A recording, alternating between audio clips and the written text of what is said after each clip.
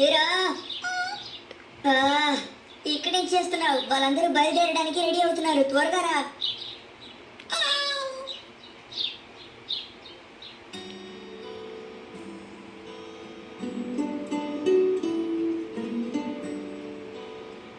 చీరా ఈ ఇల్లు వదిలి వెళ్తున్నందుకు ఎంత బాధగా ఉందో తెలుసా మిడ్సీ? సరే సరే బాధపడకండి, మెక్సికోలో ఇంతకంటే పెద్ద ఇంట్లో ఉంటాం కదా హిమవరి.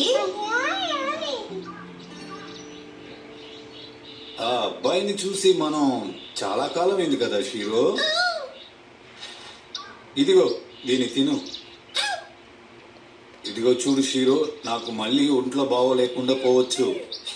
అందువల్ల మెక్సికో మసారు ఒకడోకి వచ్చి వాళ్ళతో ఉండిపోమని చెప్పారు. నువ్వు వాళ్ళు చెప్పినట్టు వినాలి, సరేనా? 3 రోజుల తర్వాత మనం ఈ